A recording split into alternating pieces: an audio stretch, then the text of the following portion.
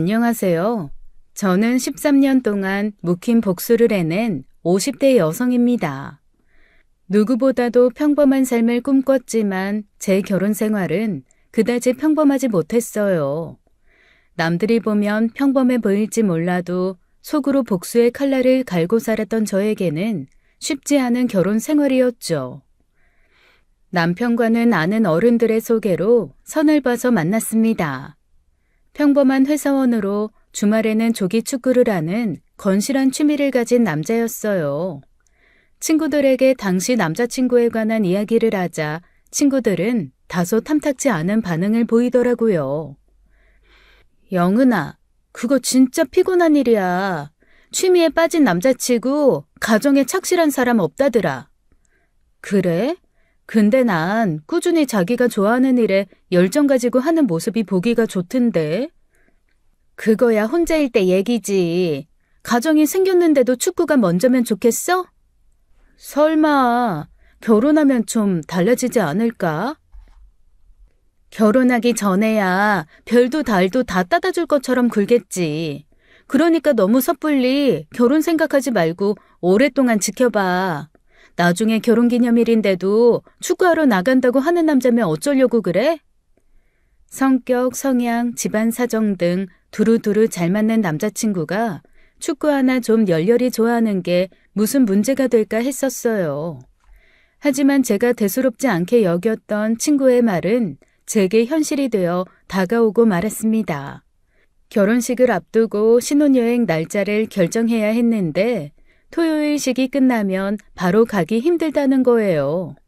일요일에 하는 조기 축구는 꼭 나가야 한다는 게 이유였죠. 홍재 씨, 그건 좀 너무한 거 아니야? 우리 결혼 다음 날인데 굳이 그날까지 조기 축구를 나가야 하겠다는 거야? 결혼식 당일에 하겠다는 것도 아니고 하루만 미루면 되는 건데 뭐 그게 문제가 돼? 결혼식하고 신혼여행도 가는 건데. 그건 그렇지만 굳이 그렇게까지 하루도 안 빠지고 나가야 하나 싶어서. 안 빠질 수 있으면 좋지. 나도 몸엔 루틴이라는 게 만들어져서 빠지면 몸이 좀 피곤하고 그래. 그럼 앞으로도 평생 일요일 오전은 양보할 생각이 없는 거네? 뭐 어쩔 수 없는 일이라면 빠지겠지만. 결혼식 다음 날도 굳이 가야 하는데 어쩔 수 없는 일이 어떤 날인데? 뭐 상을 당했거나 그럴 때? 그거야 당연한 거지. 그럼 우리 주말에 여행도 못 가겠네? 여행이야 당일치기로도 얼마든지 다녀올 수 있는데 뭐 그게 문제야? 자고 오고 싶으면 평일에 연차라도 내서 갔다 와도 되고. 남편 말도 틀린 게 하나도 없었지만 저는 그제야 친구가 하는 말이 뭔지 알 것 같더라고요. 그 사람과 결혼하게 되면 저는 언제든 조기 축구보다 뒤로 밀려날 사람이라는 것을요. 그 순간 결혼할 마음이 싹 식어버려 더는 진행하기 어려웠습니다. 어린애들처럼 이 핑계 저 핑계 대지 않고 솔직하게 이야기했어요. 홍재 씨, 우리 아무래도 좀 안 맞는 것 같아. 더 진행하기 전에 여기서 그만두자. 뭐? 대체 왜? 뭐가 안 맞는데? 홍재 씨, 건실한 취미 하나 있는 거 정말 멋진 일이라고 생각하는데 나는 가정적인 남자를 원해.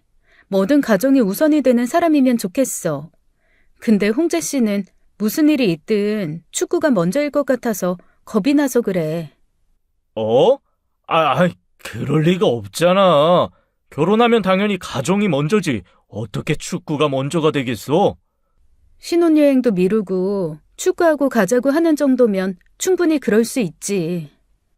아니야.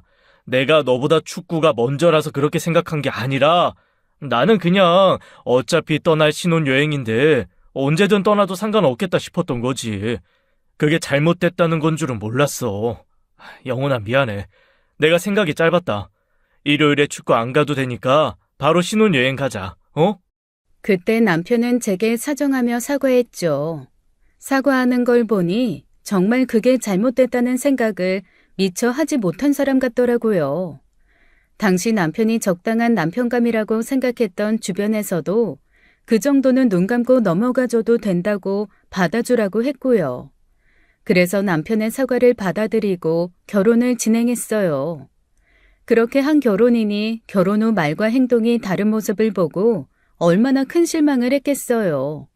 그 뒤로 결혼을 안 한 친구들이나 후배들을 만나면 늘 입이 닳도록 이야기하고 다녔습니다. 취미에 미친 남자는 결코 좋은 남편이 될 수 없다는 걸요. 결혼 후 1년 만에 어렵게 임신을 한 저는 임신으로 거의 죽다 살아난 케이스였어요. 임신 초기에는 입덧으로 물만 마셔도 토해서 입원도 했었어요. 먹는 게 없으니 살은 쭉쭉 빠져갔고 아이도 위험한 상황에 이른 거거든요. 병원에 입원해 이러다 애 낳기 전에 내가 먼저 죽지 싶었는데 그때도 조기 축구는 빠지지 않고 가더라고요. 어디 가게? 설마 축구 가려고? 어차피 나 있어봤자 할 것도 없잖아. 내가 있다고 해서 당신 뭐 먹을 수 있는 것도 아닌데 가면 안 돼? 그 소리 듣는데 신경질이 확 나는데도 화를 낼 기운조차 없더라고요. 대꾸할 힘도 없고 그냥 눈에서 안 보였으면 싶을 정도로 미웠습니다. 그래서 그냥 귀찮다는 듯이 손살에만 쳤고 남편은 기다렸다는 듯이 나가버리더라고요. 축구만 하고 금방 온 것도 아니었어요. 조기 축구하는 날은 거의 점심까지 먹고 오거든요.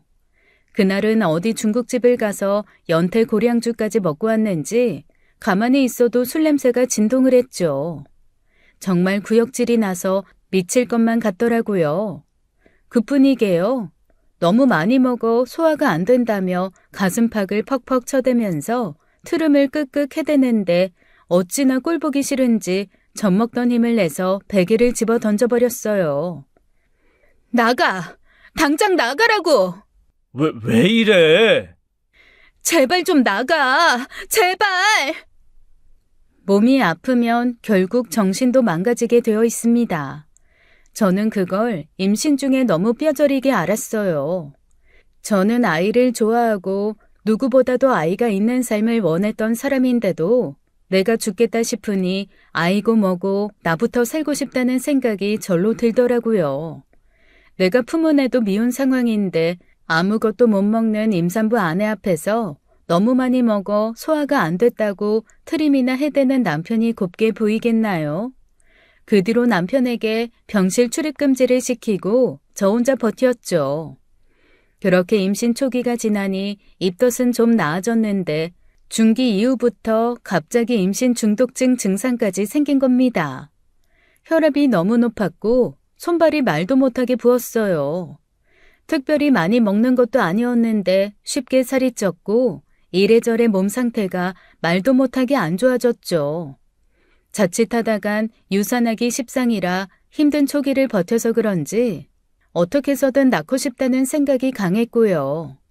그러던 어느 날 시부모님이 오시기로 해서 남편과 마트에 장을 보러 간 날이었어요. 가뜩이나 몸이 무거워서 빨리 걷기도 힘든데 남편은 배려도 없이 카트를 끌고 저만치 먼저 가더라고요. 좀 같이 가자, 어?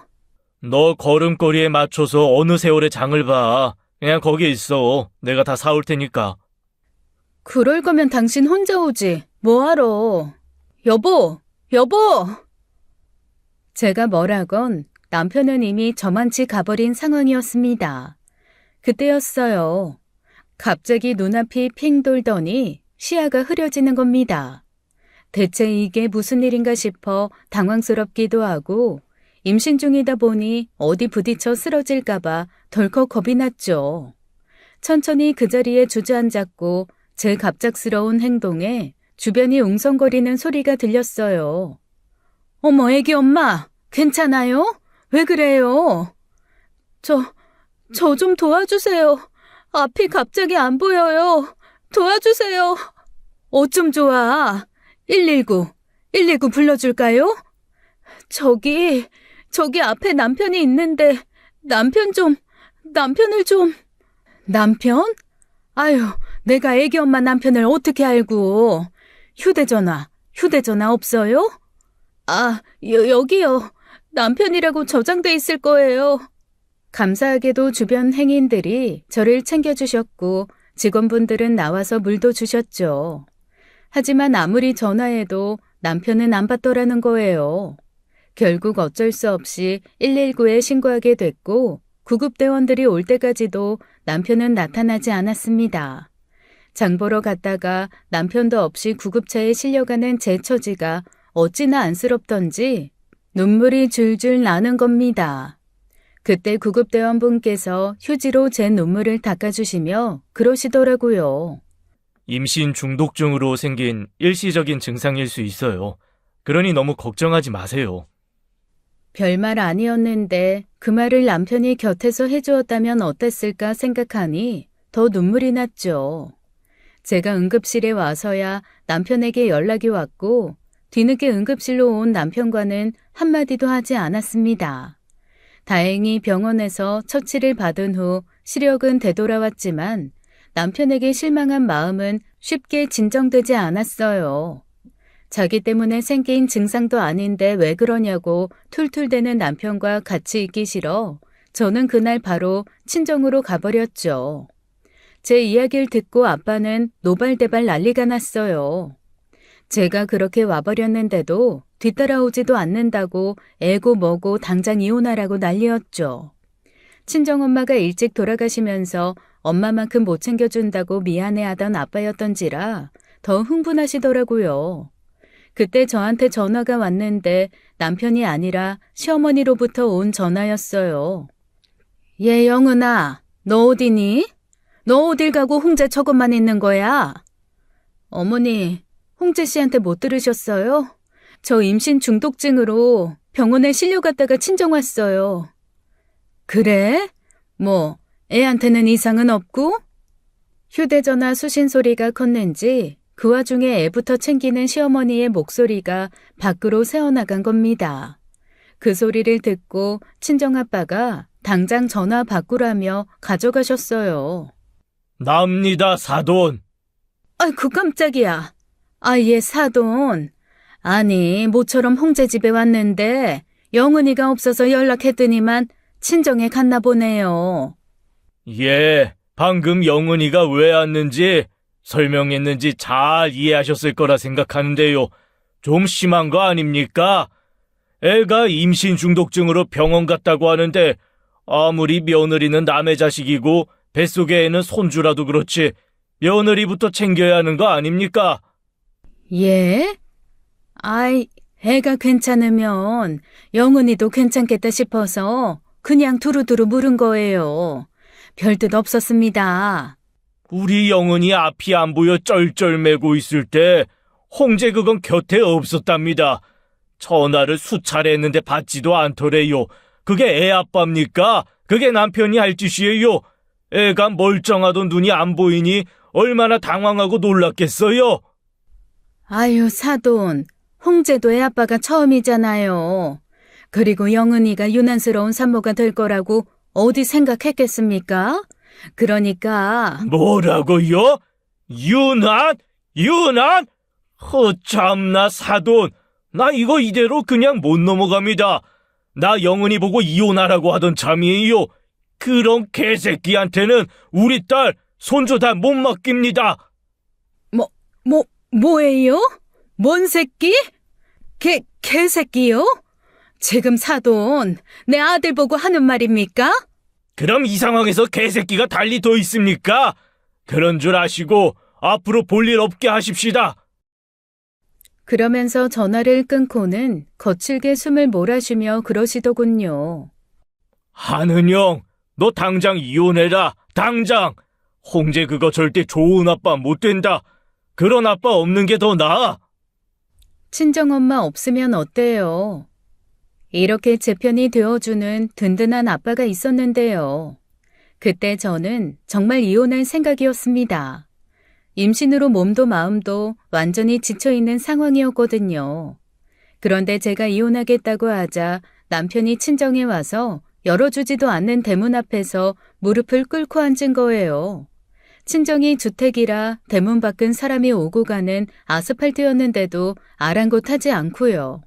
지금 생각하면 아주 생쇼를 한 건데 그때는 제가 드라마 속 주인공이라도 된 줄 알았습니다.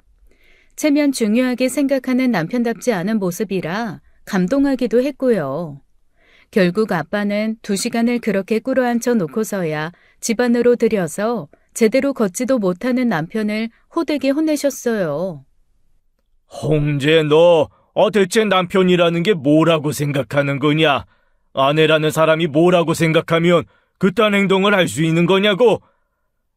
죄송합니다, 장인어른. 정말 죽을 죄를 지었어요. 부끄럽지만 제가 좀 생각이 짧았습니다. 그날은 영은이가 너무 느리니까 제가 장 봐가지고 오면 영은이도 편할 거라고 생각해서 그런 거예요. 다시는 이런 일 없도록 하겠습니다. 무슨 일을 하든 영은이 입장에서 생각해라. 다른 사람도 아니고 네 애 가진 마누라를 그딴 식으로 대하면 세상에 어떤 사람이 네 마누라를 존중하겠냐. 네가 먼저 사랑해주고 아껴주는 모습을 보여야 다른 사람도 영은이를 아껴주는 거야. 네, 명심하겠습니다. 죄송합니다, 장인어른. 영은아, 정말 미안해. 나 너랑 이혼 못해. 한 번만 용서해줘. 그때 저는 남편에게 진심 어린 사과를 받았다고 생각했어요. 진정성이 느껴졌고 다신 같은 일을 반복하지 않을 거라고 기대한 거죠. 그 뒤로 남편은 전보다 더 신경 쓰는 게 느껴졌고 출산일이 다가오면서 조기 축구를 잠시 쉬어달라는 요구도 순순히 들어주더라고요. 임신 중독증으로 위험한 상황에서 아이를 무사히 낳게 되었고 아이를 낳고 나서부터는 제 몸도 많이 좋아졌습니다. 완벽한 남편도 완벽한 아빠도 아니었지만 노력하려고 애쓰니 이해해보려고 했어요. 아이의 돌 때까지 조기 축구를 참다가 아이가 슬슬 걷기 시작하고 어린이집에 가게 되니 다시 시작하더라고요. 일주일의 피로를 조기 축구 하나로 해소할 수 있다는 사람이니 그거 하나는 이해해주자 했습니다. 대신 일찍 들어와 함께 육아하기로 약속하고요. 살다 보니 대단한 애정을 가졌던 사람에게도 온갖 환멸을 느끼게 하는 게 결혼이더라고요. 그래도 연애 때는 좋아 죽겠다 싶을 때도 있었는데 결혼 생활을 하니 제일 미워하게 되는 게 남편이었습니다. 그렇게 시작된 작은 마음이 13년 동안 복수만 생각하고 살게 할 만큼 거대해진 거예요. 그 계기는 결혼한 지 9년이 되던 해에 생겼죠. 가슴에 몽우리가 잡혀 이상하다 싶어 찾아간 병원에서 유방암 판정을 받은 겁니다. 가장 먼저 든 생각이 우리 아들 어쩌지였어요.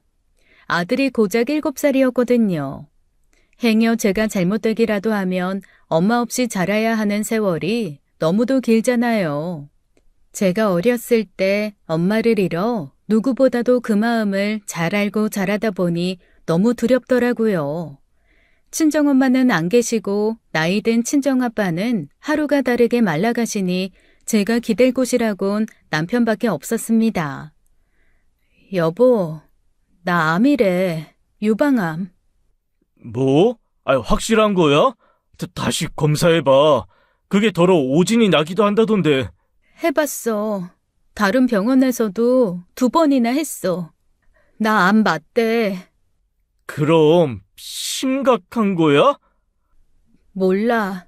수술하고 치료하면 괜찮아질 거라는데 나 잘못되면 어떡해? 우리 우진이 엄마 없이 자라게 되면 어떡해? 일단 내일 같이 병원에 가보자. 가서 내가 의사 만나보고 그러고 생각 좀 해보자. 갑작스러운 제 암 선고에 남편도 심경이 복잡해 보였습니다. 미우나 고우나 그래도 남편이라고 제 심정을 알아주는 것 같아 그 순간엔 고마웠어요. 가족이란 게 이런 건가 그래도 우리가 부부는 만나보다 싶어 남편이 의지가 되었죠. 그러나 그건 제 착각이었어요. 의사를 만나고 온 뒤부터 남편은 제 병을 대수롭지 않은 듯이 대하는 거예요. 왜 그렇게 쩔쩔매? 아까 의사 말 못 들었어? 다 자기 하기 나름이라잖아. 긍정적인 마음 먹고 치료도 열심히 받고 수술하면 충분히 나을 수 있다는데 난 또 당장 호랩이 되는 줄 알고 시겁했네. 다행히 늦지 않게 발견이 된 거라 암이 자라난 부분만 잘 도려내면 예후가 좋을 거라고 하더라고요. 하지만 암은 암이잖아요. 막상 수술하려 열어봤다가 상황이 안 좋을 수도 있는 거고 재발의 여지도 있으니까요. 그런데 별일 아닌 것처럼 취급하니 얼마나 서운하던지요. 하지만 그건 시작에 불과했습니다. 근데 여보, 수술하면, 그 한쪽 가슴이 없어지는 건가? 그치. 왜? 아이, 그러면 나중에 수술로 복원시키는 것도 가능하지? 그렇겠지. 내 가슴이 사라질까봐 지금 그게 걱정인 거야? 그게 아니라 그냥 좀 여자들도 그렇지 않아? 그래도 있던 게 없어지는 건데 없어지면 허전하기도 하고 뭐랄까. 당장 암 수술 앞둔 안에 수술 때문에 가슴이 볼품 없어지면 어쩌나. 그 걱정하는 거냐고. 그게 아니라 됐어. 나가. 여보, 그냥 하는 소리야. 그냥 문득 궁금해져서 한 말이라고. 사람을 뭘로 보고 그러냐? 남편은 그냥 궁금해서 한 말이라고 했지만 저는 이미 빈정이 상할 대로 상한 뒤였습니다. 수술 후 가슴이 납작해지면 어쩌나 그런 게 신경이 쓰일 수는 있겠죠. 근데 그걸 입 밖으로 꺼낸다는 건 어디 모자란 사람이 아니고서야 가능한가요? 당장 수술하다 못 일어나면 어쩌나 그런 걱정을 하는 사람 앞에서요. 기가 막혀서 더는 상종 못하겠다는 듯 돌아눕자 자기도 빈정이 상했는지 나가버리더라고요. 수술실에 들어가는데도 잘하고 오라는 말도 없이 얼굴 한번 비추고 말고요. 수술은 무사히 끝났지만 생사를 도려내 암을 제거하는 수술인데 얼마나 고통스럽고 힘들겠어요. 그런데 그 와중에 시댁은 또 시댁대로 속을 뒤집어 놓았죠. 그래도 수술이 잘 됐다니 얼마나 다행이냐. 언제쯤 퇴원한다니? 아휴, 나 우진이 그거 보느라 하루가 어떻게 가는지 모르겠어. 왜요?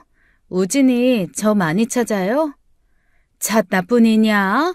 아주 울고불고 집에 가겠다고 억지가 그냥. 어쩌면 내가 그렇게 고집이 센지. 밥은 또 있는 대로 안 먹고 소세지 부쳐달라. 계란을 어떻게 말아달라. 요구는 또 왜 그렇게 많어? 어머니, 죄송해요. 조금만 더 잘 봐주세요. 애가 엄마 아픈 거 알아서 더 칭얼대는 것 같아요. 그러니까 네가 얼른 빨리 일어나야지. 너 하나 때문에 다들 고생이다.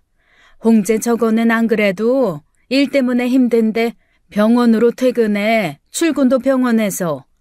그러지 말고 너가 좀 이야기를 해야 하는 거 아니야? 잠은 집에서 가서 자도 되잖니. 저도 그러고 싶은데 거들어줄 사람이 필요해서요. 간병인 쓰기엔 돈도 부담되고. 아휴, 이래서 친정엄마가 있어야 하는 건데. 얼른 일어나라. 네가 일어나야 다들 고생 안 하지. 와서 한다는 소리가 나 때문에 고생하니 얼른 정신 차리고 일어나라는 말뿐이었어요. 이래서 친정엄마가 있어야 한다는 말은 저도 동의합니다. 친정엄마가 계셨으면 어머니께서 저한테 그렇게 함부로 말하시기도 어려웠겠죠. 든든한 아빠가 계시지만 건강이 좋지 않아 전처럼 마냥 기대기도 힘든 상황이었어요. 안 그래도 저 아프단 이야기에 눈물부터 보였던 게 아빠라서요. 수술은 잘 됐고 몇 차례의 항암 치료와 방사선 치료만 남아 있었습니다. 혼자서도 충분히 받을 수 있지만 남편에게 가능하면 연차를 내고 함께 가달라고 했었어요. 그런데 남편이 굳이 그렇게까지 해야 하냐는 식이더라고요. 몸이 아프니 마음도 약해지는 게 임신 초기 때도 그렇게 서럽더니 자식이 있어 그런지 더 서운했죠. 그냥 택시 타고 갔다 오면 되는데 굳이 나까지 가야 해? 어차피 가도 할 일도 없는데. 그래도 옆에 사람이 있어주면 힘이 되고 좋지. 옆에 있으나 없으나 그냥 존재만으로도 힘이 되는 거지, 가족이라는 게. 알았다, 알았어.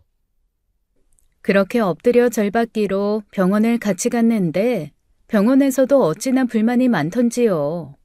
병원에 사람은 왜 이렇게 많냐, 예약을 했는데 왜 대기를 해야 하냐, 기다리는 동안 나는 뭐 하냐, 아까운 연차를 이렇게 소진하게 해야겠냐, 쉬지 않고 불만을 떠들어댔어요. 그만 좀 해. 아파서 치료받으러 온 사람 옆에서 꼭 그렇게 해야겠어? 기다림이 지루하더라도 내 손 잡고 괜찮을 거다. 그 한마디 해주면서 기다리는 게 그렇게 힘드냐고. 왜 소리를 지르고 그래? 사람들 보는 앞에서 당신이 원하는 대로 같이 와줬잖아. 내가 당신 손 잡고 괜찮을 거다. 그 한마디 하면 괜찮아져? 아, 그래, 그럼 해줄게. 손 줘봐. 됐어.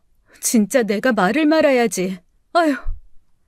무심한 남편과 함께 있다가 보면 다 나은 병도 다시 생길 것 같았습니다. 그래서 그 다음부터는 같이 가달라고 하지도 않았어요. 그게 전부면 말도 안 해요. 수술 이후부터는 건강식으로 챙겨 먹으려고 식단에도 여러모로 신경을 썼습니다. 발암물질이 있다 싶은 건 다 빼고 간도 최대한 약하게 해서 요리했죠. 그랬더니 밥상에서 밥맛 떨어진다는 듯이 쩝쩝거리며 한다는 소리가 그거더라고요. 굳이 먹는 것까지 이래야겠어? 아, 이래서야 내가 돈 벌어오는 보람이 없잖아. 간은 맞아야 할 거 아니야. 내가 아파 보니 먹는 것도 중요하다 싶어서 신경 쓴 건데 왜? 어차피 당신 이렇게 먹어도 밖에서는 맵고 짠 음식 많이 먹을 거 아니야. 집에서는 건강하게 먹자, 응? 유난이다, 유난. 됐어, 출근할게. 생각하고 차려준 사람 성의도 없이 먹다 말고 나가버린 날도 많고요.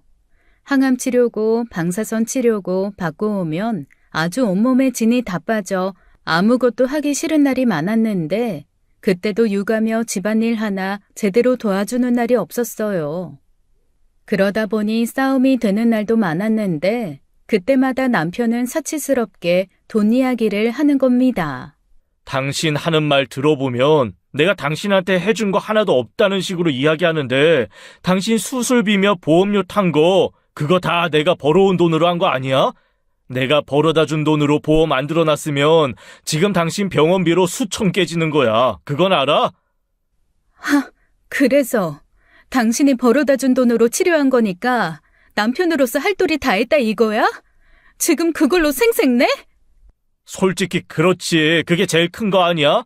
돈 없었으면 너 지금 이렇게 멀쩡하게 앉아 있겠냐고. 수술? 치료? 돈 없었으면 독박 육아, 집안일 기꺼이 다 할 테니까 제발 수술비 좀 달라고 사정하게 되는 게 사람 마음이야. 당신은 가만 보면 나에 대한 감사함이 하나도 없다니까? 그게 남편으로서 자기 아이의 엄마한테 할 수 있는 말인가요? 정말 오만정이 다 떨어진다는 말이 무슨 말인지 알 것 같았죠. 더 치사스러운 게 뭔지 아시나요? 그놈의 돈 때문에 저는 아무것도 할 수 없었다는 거예요. 얘는 아직 초등학교도 안 들어갔지, 저는 경제적 능력도 없지, 친정에 기댈 상황도 아니니 건강했을 때처럼 너 죽고 나 죽자는 식으로 이혼을 꺼낼 용기가 도무지 없는 겁니다. 그런 마음이요, 결국 티가 나게 되어 있어요. 그러니 남편도 제가 이혼은 못할 거로 생각했는지 점점 선을 넘어 저를 대했겠죠. 시부모님은 시부모님대로 오셔서 아픈 사람 앉혀놓고 잔소리였어요.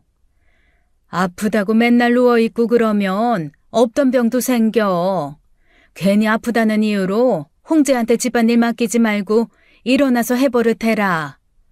어머님이 그렇게 말씀 안 하셔도 거의 제가 다 하고 있어요. 지금은 갑자기 너무 피곤해서 좀 누워 있었던 거고요. 우진이 오기 전엔 일어나서 마무리하니까 너무 걱정하지 마세요. 먹는 건 좀 잘 챙겨 먹니? 너무 너한테만 맞추고 그러지 말어. 밖에서 일하는 사람도 기운이 나야지. 홍제 먹는 거에도 좀 신경 써라. 근데 뭐 과일 같은 건 없냐? 그래도 시부모가 왔는데 뭐 내놓는 건 있어야지. 시댁도 남편도 결코 저를 낳아준 부모와 같은 가족이 될 수가 없더라고요.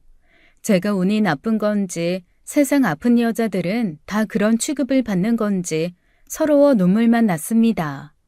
이혼할 용기가 없는 나약한 상황에서 저는 그때 결심했어요. 언젠가 이 수모는 고스란히 한 개도 빠짐없이 돌려주겠다고요. 순순히 이혼하는 걸로는 성에 차지 않으니 내가 지금 겪은 심정을 똑같이 겪게 해주겠다고요. 그때부터였습니다. 저는 남편에게 견디기 힘들 만큼 힘든 순간이 찾아오길 간절히 바랬어요. 제가 뒤도 돌아보지 않을 수 있는 복수를 할 수 있는 그 순간을요. 신기하게도 그런 마음을 먹고 살기 시작하자 남편이고 시부모고 견뎌지더라고요. 눈꽃만큼의 애정도 없으니 심지어 미운 마음도 없었습니다. 아픈 저를 배려하지 않는 것도 애와 놀아주겠다는 약속보다 조기 축구를 더 우선하는 것도 괜찮더라고요. 그냥 너는 너 인생 알아서 살아라. 그러거나 말거나 나는 상관없으니. 그런 마음이었어요. 그럼에도 저는 아내의 역할은 게을리하지 않았습니다. 조기 축구회 사람들을 데려와 저녁을 대접하는 일, 남편 모임에 나가 웃으며 지인들을 상대하는 일 등 남편이 원하는 아내의 모습을 갖추려고 노력했죠. 우진 엄마는 많이 아팠다던데 이제 괜찮아요? 괜찮아요. 완치 판정 받은 지 좀 됐어요. 그래도 관리 잘해요. 은근히 제 발도 잦다는데. 우진 아빠, 호랩이 되기 싫으면 우진 엄마 말 좀 잘 들어요. 아유, 당연하죠. 말만 잘 듣다 뿐이게요. 아주 여왕님처럼 모시는데요. 남편은 지인들 앞에서 대단한 애처가인 척 굴었습니다. 항암 치료 한번 따라가 준 거 두고 영웅담 이야기하듯 제 치료에 엄청나게 애썼다 어필하고 다니면서요. 하지만 지인이 대놓고 호랩이 되기 싫으면 말 잘 들라는 말을 한 이유가 뭐겠어요. 제 얼굴에 침뱉기라지만 한 것 없는 남편이 영웅되는 꼴은 보기 싫었던 제가 미리 말을 다 흘려놓은 덕분이죠. 저한테는 그게 참 중요한 일이었어요. 훗날 제가 남편에게 복수를 하더라도 주변에서는 그럴만 했다는 반응이 있어야 했으니까요. 부부 모임이 끝나면 따로 만난 아내들은 혀를 다 내둘렀죠. 우진 아빠 정말 사람이 뻔뻔하다. 온갖 생색내고 항암치료 한번 따라가 준 걸로 무슨 대단한 간병이라도 한 것처럼. 사람이 참 그래. 우진 엄마도 대단해. 이혼 안 하고 그러고 살게? 뭐 언젠가는 하게 되겠죠. 지금은 우진이도 어리고 아빠 찾을 나이라서요. 그래, 우진 엄마. 적당히 참았다가 그냥 뒤통수를 빡 쳐버려. 나 우진 엄마 이야기 들으면 남인데도 열불이 터진다니까. 그렇게 대외적으로 엄마로서의 역할, 아내로서의 역할을 열심히 수행했죠. 다만 문제가 있다면 부부 관계에 있었습니다.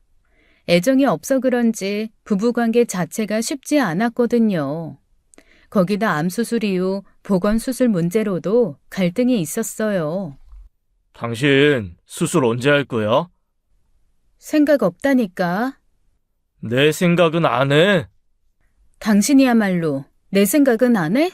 그깟 가슴 좀 주무르고 싶은 것 때문에 나보고 그 큰 수술을 또 하라고? 나 수술 때만 생각해도 가슴이 떨려.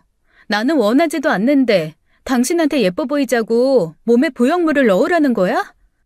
너 꼭 나를 나쁜 사람으로 몰아가더라. 솔직히 그렇잖아. 가슴 한쪽 없는 거 보기에 너무 그렇지 않아? 그럼 보지 마. 누가 봐달랬어? 당신 앞에서 까보이는 것도 아닌데 왜 그래? 어차피 남편이 치근덕거릴 때마다 불쾌함을 감추는 게 일이었던 저로서는 그런 핑계로 저를 건드리지 않는 게 차라리 나은 일이었습니다. 그래서 부부관계를 안 한 지도 꽤 오래됐었어요. 감사하게도 남편 쪽에서 먼저 요구하지 않았던 것이고요. 그러다 보니 자연히 바람이 났는지 언젠가부터는 늦게 들어오는 날도 있고 조기 축구로 나가는 날이면 날이 저물고 나서야 들어오곤 하더라고요.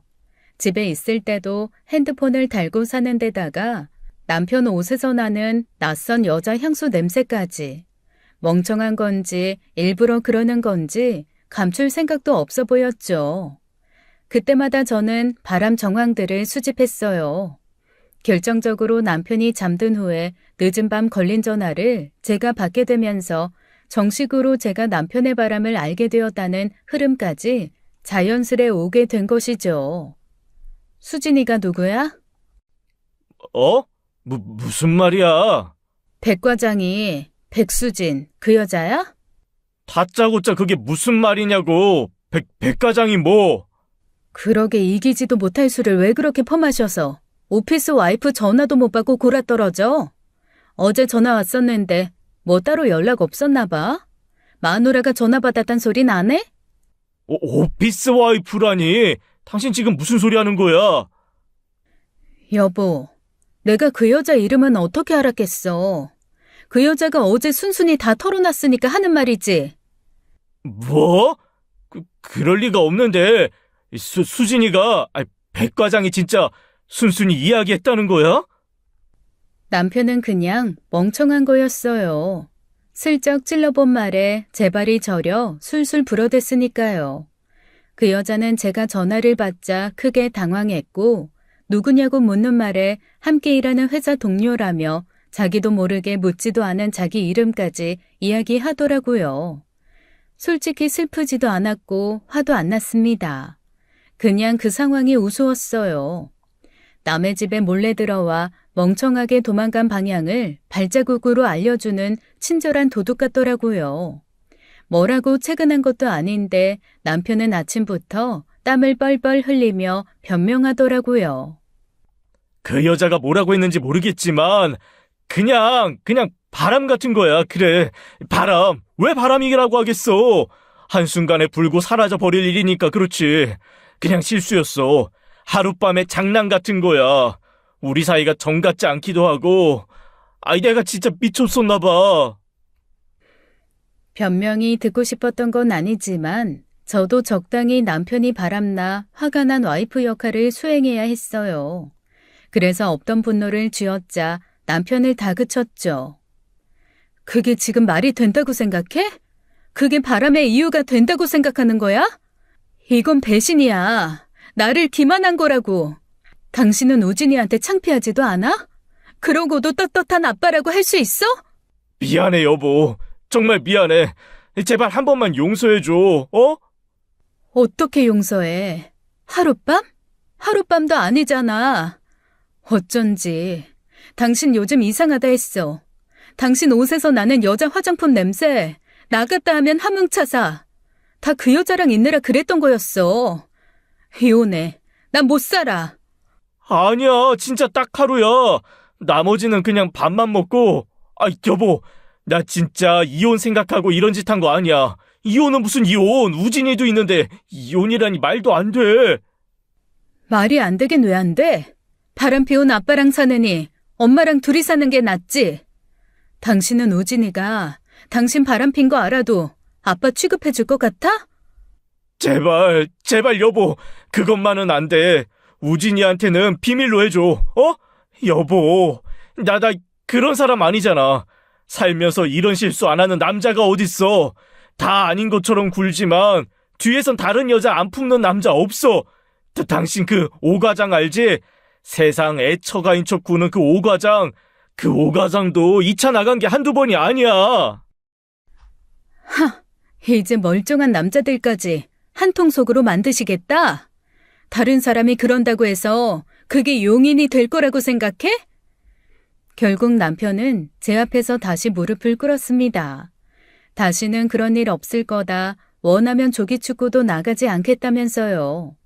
제가 의도한 대로 행동하고 있는 것이긴 했지만 그런 남편을 보면서 좀 의아했습니다. 저한테 그렇게 대단한 애정이 있는 것도 아니면서 왜 그렇게 이혼을 안 하려고 하나 싶더라고요. 그 어처구니 없는 이유는 그로부터 10년이 지나서야 알게 됐지만요. 어쨌거나 그때는 아직 때가 아니라는 생각에 용서해 주는 척하고 넘어갔습니다. 대신 저에겐 증거가 필요했기에 여자를 상대로 상간녀 소송을 했고요. 그러고도 이혼하지 않고 사는 덜 떨어진 여자라는 이야기도 있었지만 상관없었습니다. 제 완벽한 복수에 그때는 적합한 때가 아니었으니까요.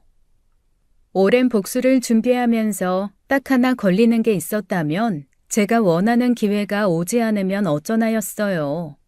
제가 바라는 남편이 가장 힘들고 고통스러운 순간이 와야 제 복수가 완성되는 거였거든요. 최악의 경우 남편이 늙거나 아프기 전에 암이 재발해 제가 먼저 죽게 되는 거였어요. 그래서 저는 누구보다도 열심히 몸 관리를 했습니다. 몸에 좋지 않은 건 절대 먹지 않겠다고 술, 커피, 탄산음료도 다 끊었어요. 매일 운동도 거르지 않고 하면서 전보다 더 건강해졌고 50대인 지금도 또래보다 체력 좋다는 소리 많이 듣습니다. 13여 년을 참고 산 그 모든 수고와 인내가 무용지물이 되는 최악의 상황은 면한 거죠. 그리고 하늘은 제 편이었어요. 두 번째 최악의 상황이라면 13년이 아니라 30년, 40년, 그렇게 더 많은 시간이 걸릴지도 모른다는 것이었거든요. 다행히 13년 만에 제 복수를 끝낼 수 있는 기회가 온 것이죠. 나 암이라네. 대장암. 어? 그게 정말이야? 여보, 나 어쩌면 좋지? 나 죽을지도 모른대. 수술해도 소용없을지도 모른대. 대장암 판정을 받은 남편은 절망하며 무너져 내렸죠. 생각보다 상태는 좋지 않았습니다. 물론 희망이 아예 없는 건 아니었지만 13년 전 저에 비하면 상황이 좋은 편은 아니었어요. 인과응보라더니 남편에게 암이 발병했다는 사실을 알았을 때 저는 가장 먼저 소름이 돋더라고요. 뿌린 대로 거두는구나. 결국 그 업이 비로소 되돌아왔구나 싶어서요. 남편의 소식을 듣자마자 시어머니께서는 불이 나게 찾아와 제 손을 잡고 눈물바람을 하시더라고요. 얘야, 우진 엄마야, 네가 정신 똑바로 차려야 된다. 아픈 사람은 마음이 약해지기 마련이니 홍제가 마음 약해지지 않도록 너부터 마음 단단히 먹어야 돼, 응? 제가 그 순간을 얼마나 기다려왔는데요. 유방암으로 힘든 수술을 끝내고 온 저에게 너 하나 때문에 모두가 고생한다며 인상을 팍 쓰면서 얼른 나아야 한다고 하던 그 어머님이시잖아요. 그래서 저도 똑같이 돌려드렸습니다.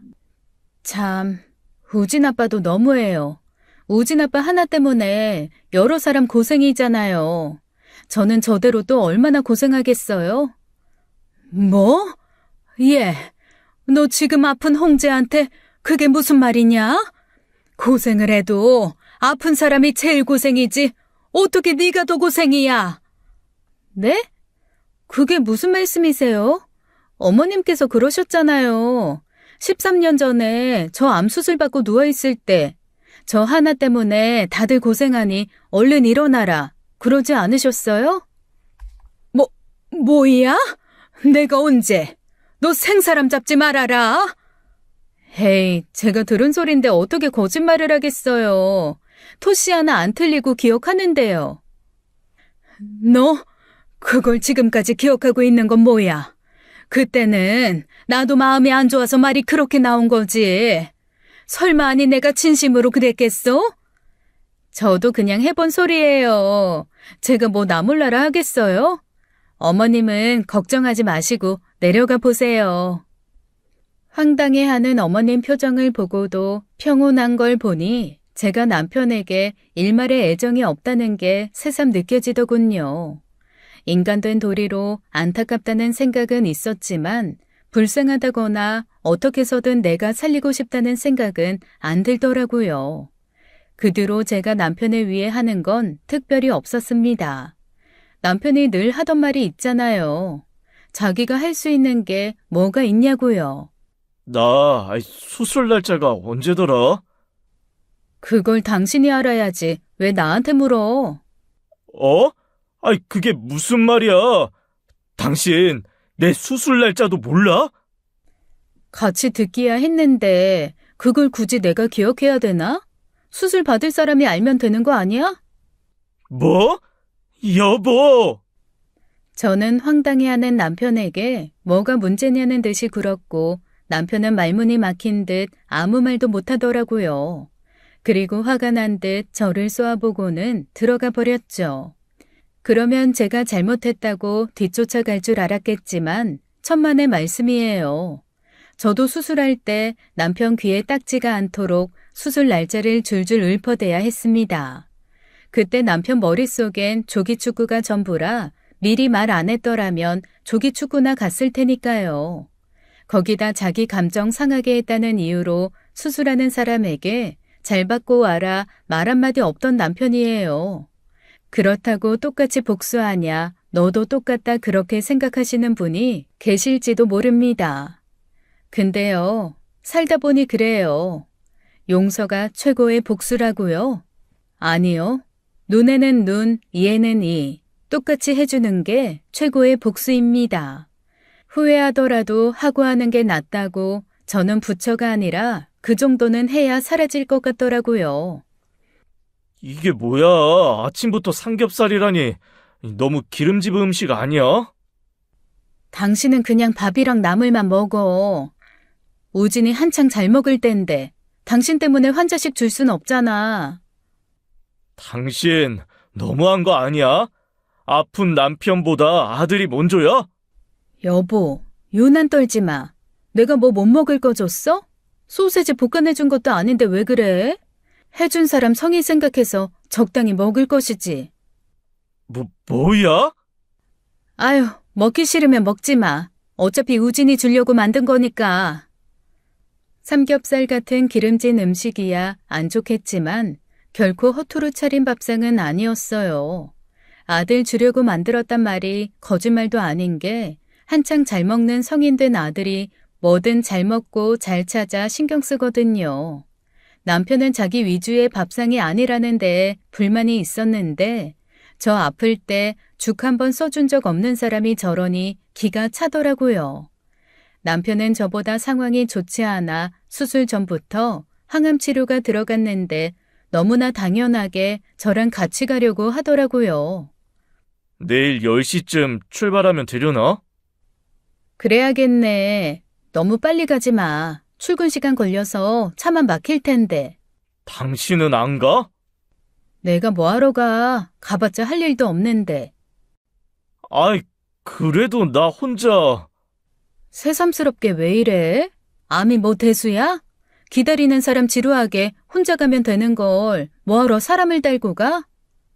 제가 그렇게 이야기하자 남편은 그제야 문득 뭔가 떠오른 모양이었습니다. 뭔가 이야기하고 싶은 게 있는 것 같았지만 그냥 방으로 들어가더라고요. 참 웃긴 게 그러고도 혼자 가긴 싫었는지 어머님을 불렀더라고요. 아무리 그래도 그렇지 어떻게 70 넘은 어머니를 데려갈 생각을 하나요? 예나 지금이나 여러모로 생각 없긴 매한가지였죠. 그러니 어머님은 아들 데리고 병원 갔다 와서 얼마나 화가 났겠나요? 같이 와서 다짜고짜 저한테 따져 묻는데 남편은 그럴 줄 알았다는 듯이 고소한 표정으로 보고만 있더라고요. 우지애미 너 해도 너무하는 거 아니냐? 뭐가요? 어떻게 아픈 사람을 혼자 병원에 보내? 어떻게? 어머니, 저는 이 집안의 가풍을 따른 거예요. 아픈 사람 혼자 병원 보내는 거 이 집안 특징 아닌가요? 아, 한 번은 갔어야 하나? 저 항암할 때 저 사람이 한 번 따라가줘서? 그럼 다음에 한 번은 가볼게요. 됐죠? 뭐야? 너 그게 무슨 말이냐? 어머니 일 아니라고 벌써 잊으셨어요? 저 항암 혼자 받으러 다녔잖아요. 연차 쓰기 아까운 날이다. 기다리는 사람 할 것도 없는데 왜 데리고 오냐? 지루하다. 치료받는 사람만 오면 되는 거 아니냐? 그거 다 그때 우진 아빠가 하던 말인데요. 제가 눈 하나 깜빡하지 않고 술술 이야기하자 어머님과 남편은 말문이 막힌 듯 꿀먹은 벙어리가 되더라고요. 양심이 있으면 거기다 대고 무슨 말을 하겠나요? 하지만 두 사람은 양심이 없었죠. 양심이 있는 사람이었으면 용서를 했어도 진작 쉽게 용서했을 거예요. 너 사람이 그러는 거 아니다. 그게 언제적 일인데 그걸 마음에 두고 살아? 그걸 어떻게 잊어요? 어머니, 며느리 수술하고 나오자마자 애 보는 거 힘들다는 소리부터 하셔놓고 저한테는 이 사람 간병이라도 하라는 거예요? 저 아플 땐 친정 엄마 찾으시더니 왜 저 사람 아플 때 저를 찾아요? 어머니께서 하셔야지. 예! 어머니, 저 사람 간병 안 해요. 하시려거든 어머님께서 하세요. 그리고 여보, 빨리 나아야지. 여보 한 사람 때문에 몇 사람이 고생하는 거야? 그래서 지금 당신 복수라도 하려는 거야? 내가 당신 치료받는 병원 안 따라가 줬다고? 나도 안 따라가겠다고? 사람이 그렇게 치사해도 돼? 어떻게 똑같이 하려고만 해? 그게 언제적 일인데 아직까지 마음에 담아두고 그러느냐고. 입은 삐뚤어졌어도 말은 바로 하랬다고. 당신은 진짜 나 위에 한 거 하나도 없지만 내가 뭘 안 했어. 삼시세끼 밥 차려줘. 약내 되면 약 먹으라고 얘기도 해줘. 내가 뭘 더 해야 하는데? 제가 그렇게 따져 묻자 남편은 또다시 말문이 막히고 말았습니다. 그제야 깨달았을 거예요. 13년 전 아픈 제가 바랬던 게 뭔지 안타까운 마음과 사랑을 담아 배려해 주길 바랐다는 것을요. 저는 두 사람이 그러거나 말거나 방 안으로 들어가 버렸죠. 이따금 기가 막힌다는 듯이 시어머니가 혀차는 소리가 들려왔지만 저는 아랑곳하지 않았습니다. 잘 보일 사람도 아니고 사랑받고 싶은 사람도 아니니 눈치 보이는 것도 없었어요. 지금 이 순간 제가 아쉬운 사람은 아니잖아요. 아쉬워도 그쪽이 아쉬울 판이지. 그렇게 한참 후에서야 돌아갔고 그날은 저희 부부 둘 다 한마디도 나누지 않았죠. 아들한테는 남편 없을 때 따로 이야기했어요. 우진아, 엄마 이혼할 거야. 어? 엄마, 아빠 아픈데. 알아. 근데 우진이 너도 이제 다 컸으니 엄마가 솔직하게 이야기할게. 우진이도 느꼈겠지만 엄마는 아빠 사랑해서 같이 산 거 아니야. 너 성인 됐고 이제 엄마 아빠로서의 역할은 다 했다고 생각해. 그래서 그만하려고 하는 거야. 혹시 엄마 아플 때 아빠가 못해서 그것 때문에 그러는 거야? 나 엄마가 엄마 친구랑 통화하는 거 자주 들어서 알고 있었어. 언젠가 똑같이 해주겠다고. 엄마가 항상 그랬잖아. 들었구나. 미안해 우진아. 그건 엄마로서 자식이 듣게 해선 안 될 말인데 너무 경솔했네. 이혼 정말 하고 싶은 거야? 후회 안 하겠어? 엄마 13년 기다려서 하는 거야. 후회 없어. 엄마가 원하는 일이면 난 신경 쓰지 마. 엄마가 하고 싶은 대로 해. 아빠는 바람도 피웠잖아. 엄마 많이 힘들게 했던 거 알아. 이혼하면 아빠는 엄마 원망할지 모르겠지만 나는 엄마 원망할 이유 없어. 그러니까 나는 신경 쓰지 마. 고마워. 고맙다 우진아. 엄마도 완벽한 어른은 아니야. 치사하고 유치한 방법일지도 모르지만 엄마한테는 정말 후회 없는 선택이거든. 다 큰 아들은 의젓하게 제 마음을 헤아려 주었습니다. 그러니 저는 누구의 눈치도 볼 필요가 없었어요. 친정 아버지께서도 별말 없이 그저 고개만 끄덕이며 하고 싶은 대로 하라고 하셨고요. 그러니 제가 무서울 게 뭐가 있겠나요? 아픈 남편 잘못될까 그런 건 개의치 않았습니다. 행여 남편이 잘못되더라도 그게 제 탓은 아니었으니까요. 그나마 자기가 낸 보험료로 치료받지 않았냐고 생색냈던 것은 되돌려줘야 하니 삼시세끼와 약을 챙겨주는 거였어요. 언제까지 그럴 건데? 뭘, 애써 밥 차리는 사람한테 시비 걸지 마. 그때 나 젊었어. 당신 마음 헤아려주지 못한 건 미안한데 나 좀 봐주라. 나 진짜 힘들어서 그래. 그래, 그게 힘들더라. 항암 치료 한번 받고 오면 온 힘이 다 빠지고 밥맛도 없는 게 그날은 종일 병든 닭처럼 시들시들. 아휴, 차라리 죽는 게 낫다 싶은 날도 있고. 그런 날도 내가 꼬박꼬박 당신 밥은 차려줬지. 그때마다 우진이 생각해서 견뎠어. 남편이 그 모양인데 자식까지 없었으면 나 살고 싶다는 생각도 없었을 거야. 굳이 그렇게 똑같이 해야겠어? 지난 일이잖아. 당신도 아파봤으니 내 마음 잘할 텐데 꼭 그래야겠냐고. 똑같이? 뭘 똑같이 해? 나는 반도 못했는데. 당신은 대장이라 보건 수술할 거냔 소린 안 들어도 되잖아. 여보, 그때는 참, 겨우 살았다 싶었더니 남편이란 사람이 한다는 소리가 볼품없는 가슴 좀 어떻게 하란 소리라니. 차라리 남이 낫더라. 그치? 평생에 그 가슴 어떻게 좀 하라는 말은 당신밖에 안 했으니까. 그게 나는 그냥 자꾸 지나간 얘기 하게 하지 마. 생각해봐야 열만 받지 뭐. 생각난 김에 이거나 받아. 이게 뭔데? 여보, 보면 몰라? 이혼 서류잖아. 우진이한테는 잘 알아듣게 이야기했어. 당신 아들도 내 선택 이해한다더라. 나 많이 참았어. 암 걸려 그런 취급받고 바람 피운 남편 많이도 참았다고.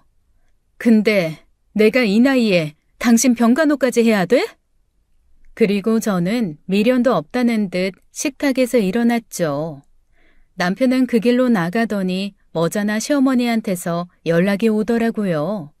어딜 갔나 했더니 시댁에 가서 제가 이혼 요구를 한 사실을 밝힌 거예요. 영은아, 너 그러는 거 아니야. 응? 너 그러면 안 돼. 왜 안 되는데요?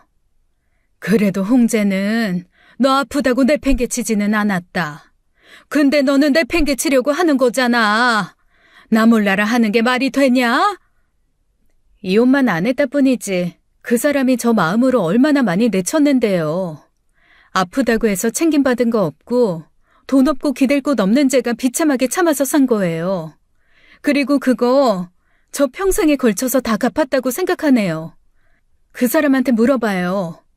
제가 평생 아내 역할, 엄마 역할 뭐 하나 부족하게 한 거 있는지. 저 할 만큼 했어요. 그래서 후회도 없고 미안한 마음도 없어요. 그래도 이건 아니다. 응?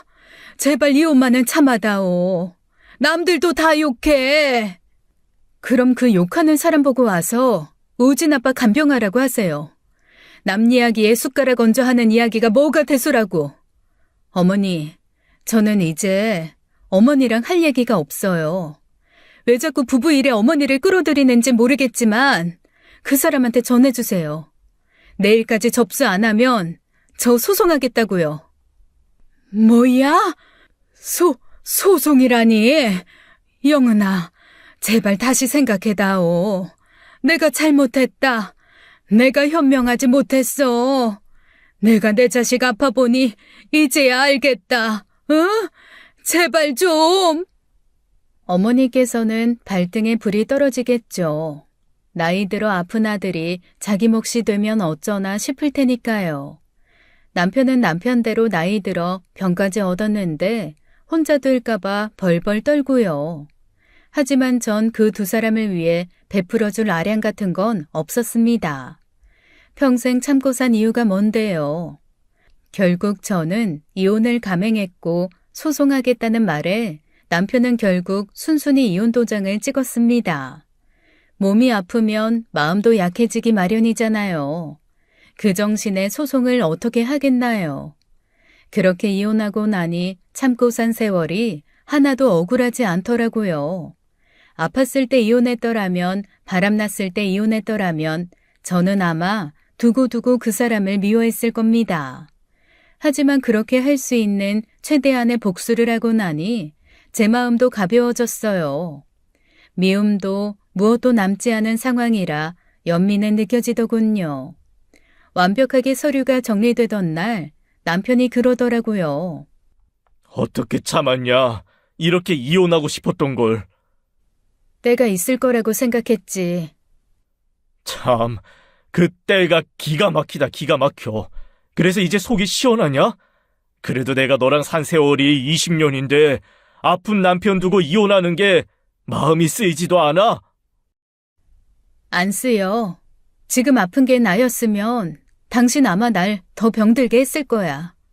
아파도 당신이 돈 벌어다 준다는 이유로 삼시세끼 차려주고 혼자 치료받으러 다녔겠지.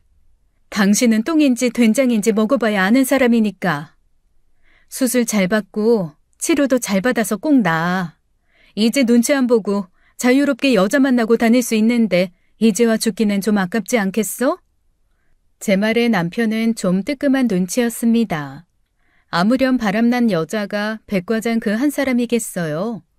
그 뒤로는 꼬리를 잘 감추길래 속아준 것이죠. 이혼하면서 아들을 데리고 나오려고 했는데 아들은 아빠가 아프다고 하니 같이 있어주겠다고 하더라고요. 아들 말로는 시어머니가 들어와서 챙기고 있다고 하더라고요.